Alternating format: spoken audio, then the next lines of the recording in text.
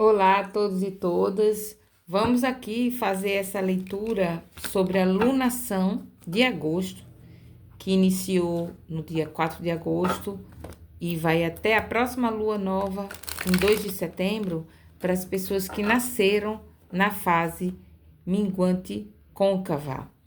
Em primeiro lugar, eu quero pedir desculpa para vocês pelo atraso, que era para ter sido lançado esse vídeo semana passada, porque a lunação já começou no domingo, né?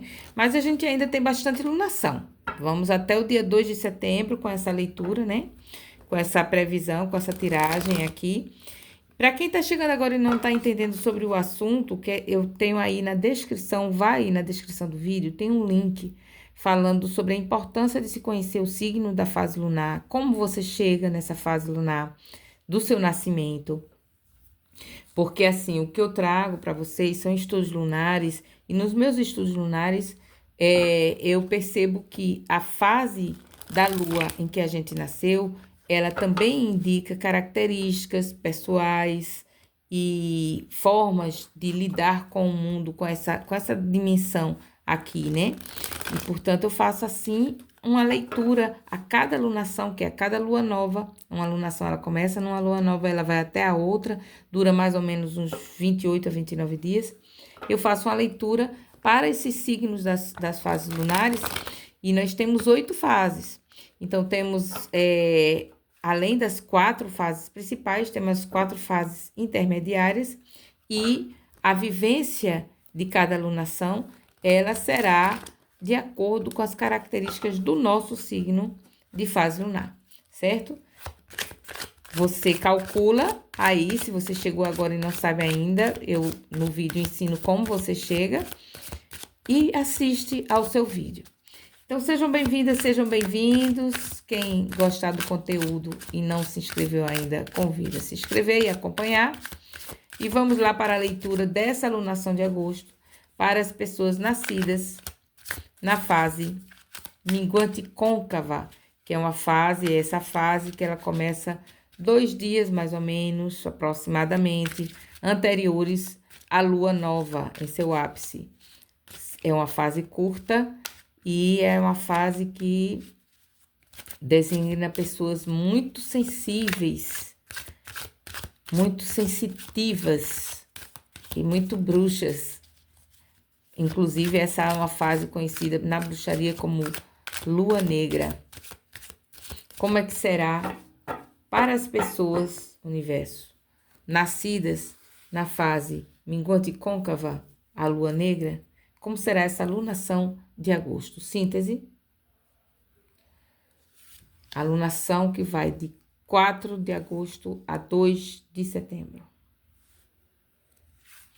Lua crescente côncava, lua quarto crescente, lua crescente convexa, lua cheia. Lua minguante convexa, quarto minguante e minguante côncava.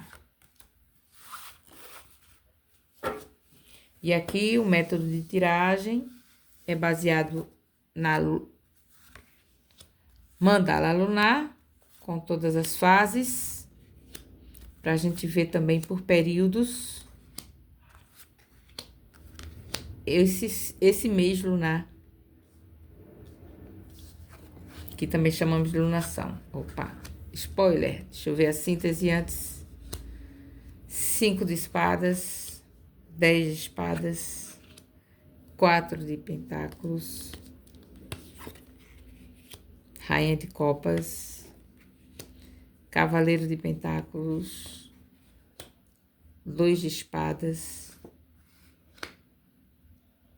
cavaleiro de paus, rainha de pentáculos,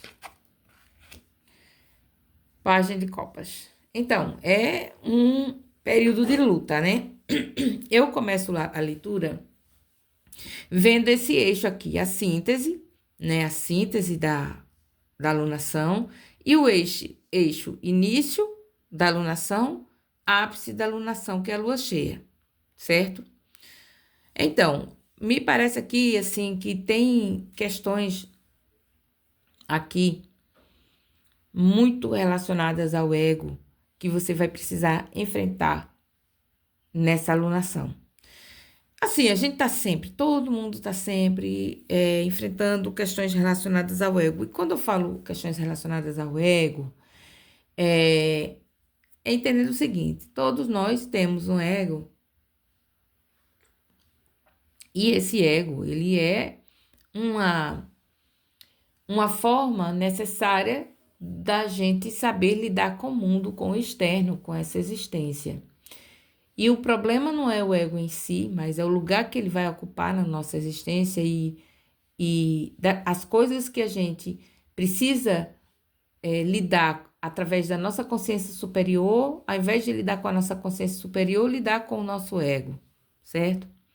Então, tem coisas aí que você está precisando ver, precisando encarar e está com uma certa dificuldade pelo acúmulo de dores que você vem lidando já há um tempo. Esse acúmulo de dores, e aí por isso que eu trabalho essa questão do ego aqui, para começar. Esse acúmulo de dores, eles são dores relacionadas à forma com que o seu ego se estabelece no mundo e vivencia o mundo. Quero dizer com isso que são dores que, no fundo, elas não têm que ser reais, entende? Que, no fundo, elas não têm que realmente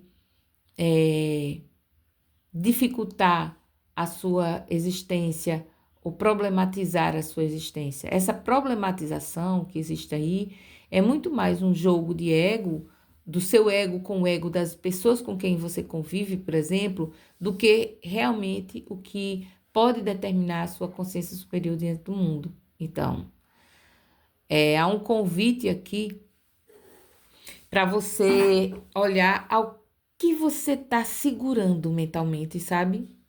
Então, as suas dores, os seus sofrimentos, eles são realmente necessários de você estar segurando? Ou isso é uma construção da sua mente, ou uma construção do seu ego? E aí é preciso ter bastante cuidado, porque as pessoas tornaram algo pejorativo, né? Dizer, esse é o seu ego, como se fosse uma ofensa, mas todo mundo tem ego, né? Todo mundo tem ego e todo mundo entra em conflito, né? Do choque do que é real, do que é da essência, do que é da vida mesmo e do que é aquilo que é criado, daquilo que é o que a gente pensa que a gente precisa ser para os outros ou para o mundo, entende? Então a gente entra muitas vezes em conflito com o mundo, porque porque a gente entra em conflito com aquilo que a gente acredita que precisa apresentar para o mundo. E aí fica se segurando naquilo. Fica se segurando naquilo, fica se segurando naquilo. E ao invés de ser a gente mesma, ao invés de a gente confiar na gente mesma, a gente ainda fica esperando aquela vestimenta adequada que a gente acredita. Deixa eu um golinho de chá. Que a gente acredita que é o que precisa apresentar para o mundo. Por exemplo, vou dar um exemplo. A gente, quando chega a um determinado ponto da vida da gente e a gente não consegue fazer aquilo que a maioria da sociedade esperasse que a gente fizesse na nossa idade.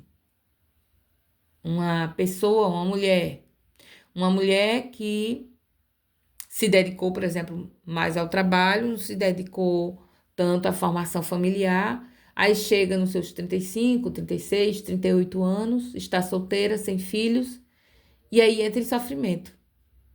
Entra em sofrimento porque se sente solteira e sem filhos, quando todas as mulheres, né, são discursos, todas as mulheres nessa idade deveriam estar com um casamento, deveriam estar com filhos, e aí entra em sofrimento por isso e fica se apegando a esse sofrimento. Pode levar isso para todas as outras situações. Você está vivendo uma relação, por exemplo, que você acredita que tem que viver, porque toda a sociedade exige que você viva essa situação de uma forma e você não consegue viver dessa forma, mas você mantém, porque o seu ego exige, porque todo mundo exige.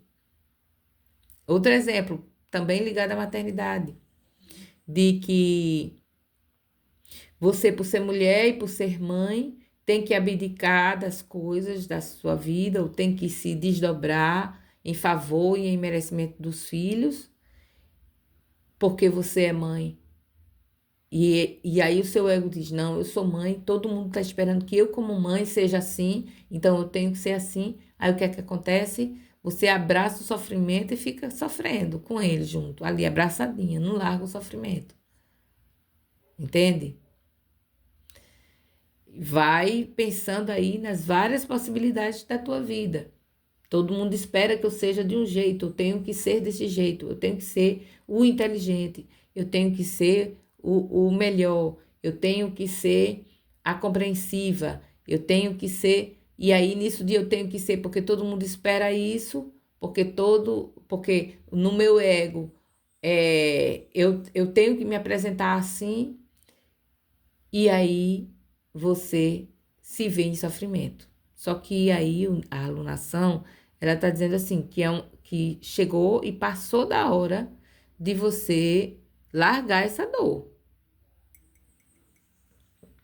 Ou largar essas dores, de largar esses sofrimentos, de abrir mão dos pensamentos, das crenças, das elaborações mentais, do que o ego diz, do que a religião diz, do que a família diz. Largar a mão disso, soltar isso, porque é muito interessante, isso daqui me traz um conceito que eu já li, eu acho que foi em Jung, sobre a morte do ego, né? O ego, ele não morre definitivamente, ele morre naquela configuração e ele, né, ele muda, ele se transforma e tudo mais. Só que tudo aquilo que o ego vê como uma mudança real, a gente sente como uma morte. É muito comum a gente, quando está passando por um processo de uma mudança é, muito transformadora na nossa vida, a gente sonhar com morte, porque o ego ele está vendo ali como morte. Eu vou dar um exemplo pessoal, porque para mim aquilo foi assim, me ajudou como oraculista, como taróloga, a ler também as outras pessoas, certo?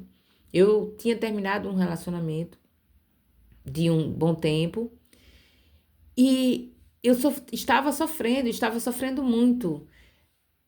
Mas eu pensava que eu estava sofrendo pela falta da pessoa, quando depois de muito tempo eu fui entendendo que eu estava sofrendo pela morte do ego, ou seja, toda aquela vida que eu tinha confabulado, que eu tinha construído, que ia ser daquele jeito, não ia ser mais. Eu não era mais a mesma pessoa, então eu tinha saudade de quem eu era, tinha saudade do que eu fazia, tinha saudade do que, sabe? Então era uma morte do ego, não era uma morte real. E aí eu sonhei muitas vezes com morte. E sonhei que um dia eu estava pendurada num abismo, segurando numa forquilha, bifurcada assim, né? Que a ideia aí é a ideia da separatividade, né? Eu estava assim pendurada e eu não tinha como subir e voltar. Não tinha ninguém para me salvar. A única coisa que eu podia fazer era cair para sair daquele tormento. Eu tinha que soltar. Eu tinha que soltar aquela necessidade de aquele apego, tenho que ser assim, eu tenho que fazer isso, porque senão eu morro. Quem morre vai ser o ego, não é você, você não vai morrer. O ego é quem está morrendo aí. E é preciso que nesse momento você solte essa forquilha e aceite cair no precipício com confiança que você, na sua essência, não vai morrer. Entende? Que a morte aqui, no caso, é do ego. Numa morte, numa transformação, para você construir uma nova forma de você se ver. E aí a Rainha de Copas, no período da Lua quarto crescente, ela mostra isso. Eu gosto muito dessa Copa de Waite, porque essa Rainha de Copas de Waite, porque mostra assim ela olhando para o cálice, né? E ela tá tão focada em olhar para o cálice. E o cálice, ele representa o grau, ele representa o líquido, né? O líquido sagrado. O líquido sagrado é a nossa própria alma. Ela está olhando aí para a própria essência, para a própria essência, para a própria alma. E essa carta, ela vem na força da lua quarto crescente, que é justamente o convite. Agora, assim, o convite é deixar esse ego morrer e você olhar para a sua própria essência. Então, na quarto crescente, possivelmente você vai encontrar coisas na sua vida que vão lhe auxiliar a olhar para a sua essência. Então, digamos, você encontra pessoas que vibram parecido com você. Você vai encontrar algo que você gosta muito de fazer. Pode ser algo novo, pode ser algo antigo que você retome. Mas você entra em conexão novamente com algo ou que é parte da sua essência. Sabe, aquilo que lhe dá alegria, aquilo que lhe tira daqueles momentos de... Vamos pro exemplo das mães? Então, ali está a mãe se sacrificando, se sacrificando, se sacrificando. E aí, nesse período aqui, em algum momento, ela vai andar e quando ela anda, ela encontra uma pessoa que começa a conversar com ela e começa a falar de poesia. E ela lembra quanto ela gosta de poesia, de escrever, de ler poesia. Ali ela vai escrever poesia, ali ela se reconecta à própria essência. Essa é a perspectiva da lua quarto crescente para você. E nessa perspectiva, você tem toda a possibilidade de retomar, né? De retomar o seu movimento para aquilo que é a sua essência, para o seu ouro fundamental. O Cavaleiro de Pentáculos é assim, ele coloca isto na mão, olha e diz assim, bem, é isso que eu devo perseguir. Você, quando entra em contato com a sua verdadeira essência, aí começa a entender, bem, é isso aqui mesmo, eu sou isso. Essa é a minha vida. E pode se colocar novamente em movimento. Mas aí o Cavaleiro de Pentáculos, ele é um movimento assim, ainda lento. Perceba que o cavalo, ele não, não está como o cavalo de paus. Ele ainda está assim, bem, mas eu vou começar primeiro firmando se é isso mesmo que eu quero, certo? Firmando se é esse mesmo o meu caminho. Você entra em conexão na quarto crescente, mas você entra em conexão e ainda precisa ver que tem que firmar algo em si. E aí o ápice da alunação, que é a lua cheia, mostra isso, né? Mostra assim, que no momento em que você se põe no início de um movimento para dizer assim, eu tenho que seguir a minha vida e perseguir verdadeiramente quem eu sou, aí vem novamente os conflitos internos. Mas será que eu posso? Será que eu devo? Tanto que, porque aqui a síntese da alunação é essa questão do ego, né? Essa questão do ego, assim, e muito em relação ao que as outras pessoas acabam fazendo gerar em você como bloqueio, como dúvida, como será que é o que eu mereço realmente? Né? Será que eu posso? Será que eu tenho força? Será que eu não sou uma pessoa ruim? Será que eu não sou uma pessoa burra? Será que eu não sou uma pessoa incapaz? Aí você interpreta conforme o que esteja acontecendo dentro de você, que pode ser muitas coisas. Muitas coisas que lhe bloqueiam nesse momento. Mas o que lhe bloqueia nesse 2 de espadas aqui vai aparecer assim. Você, na lua cheia, o que você sentir, preste atenção, é sobre os seus bloqueios. O que você sentir de dificuldades é sobre aquilo que você está se limitando pelos pensamentos gerados por este ego, que é cobrado pelos outros egos a ser, a estar, a se comportar. E aí você enfrenta isso. Porque o 2 de espadas é o enfrentamento dos seus próprios bloqueios, é a percepção dos seus próprios bloqueios. Você vai começar a andar novamente. E aí, quando você começa a andar, você vê os seus bloqueios. Você vê, poxa, eu quero seguir, mas tão presa naquilo, eu tô tão bloqueada, eu tô tão sugada, sabe? E quando você percebe isso, aí você tem a possibilidade de dizer, mas eu vou. E aí é interessante que você passa do cavaleiro de pentáculos para o cavaleiro de paus. Quando você percebe quais são esses bloqueios, quando você percebe o que é que realmente está lhe impedindo de avançar, vem o cavaleiro de paus e diz, avance, é avanço. E vem uma energia muito boa na lua minguante convexa, que é uma energia de quem decide seguir. Ali entre, vejamos, 11 de agosto,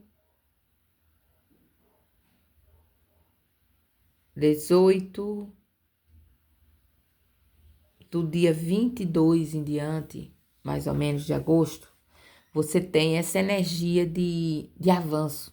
Depois de ter passado por todos esses percursos, né, de enfrentamento, de percepção dos seus bloqueios, dos bloqueios do que os outros estão causando também, de como o seu ego está atravancando o caminho, de como você precisa permitir isso morrer mesmo, né? Aí, a partir do dia mais ou menos 22 em diante, você tem uma possibilidade de avançar, de seguir, aí sim, com vontade, com energia.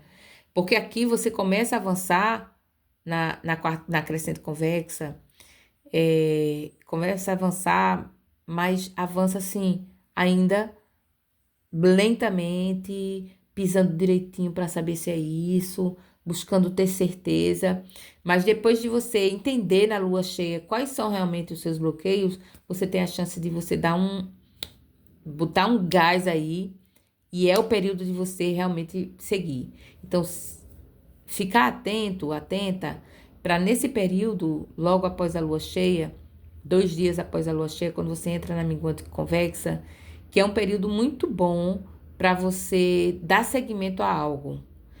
E fazer uma viagem, ir para um lugar que você está querendo ir, internamente você fazer esse movimento assim de avanço, né? É sobre avanço aqui.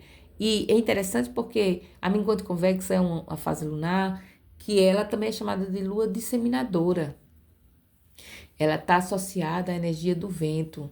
E a energia do vento, ela traz aquela força de assim, de a gente poder ir para qualquer lugar, porque o vento nos leva, porque o vento leva as folhas longe, o vento leva o pólen longe. É uma energia assim que se você focar, compreender na lua cheia, aproveitar a força da lua cheia para conseguir visualizar o que é que realmente está lhe bloqueando, quem está lhe bloqueando, que crença, que pressão social está lhe bloqueando. Então, na minguante convexa, você pode realmente tomar um avanço assim de expansão e seguir, né? Tanto que a quarta minguante e a minguante côncava já trazem aqui essa energia assim de força, de você olhar, porque a rainha de pentáculos na quarta minguante, ela fala muito uma energia de prosperidade. Agora, é aquela prosperidade assim de quando a gente olha para a natureza e vê aquela abundância de plantas, de flores, né? É a própria energia da terra, é a energia da terra que está sempre brotando coisas novas. E é lindo isso, porque o cavaleiro que está na minguante convexa, que é isso do vento, do espalhar as sementes, ele vem antes da rainha, que é isso de plantar e ver frutificar. Então, é uma energia que você vai poder se conectar nesse período e que vai lhe trazer, no final da alunação, uma energia de renovação dos seus próprios sentimentos, uma energia de renovação daquilo que você sente no seu íntimo como sendo a sua possibilidade de estar viva na vida, de começar, de caminhar, de iniciar novos projetos e de ser você. Sabe, essa morte do ego é interessante. Começa com a energia da morte do ego e termina com a energia do pajem, que é a energia de criança. E a criança que tem a copas na mão, que é a sua própria essência. Então, é uma sensação aqui de renovação, inclusive, do reaprender a viver.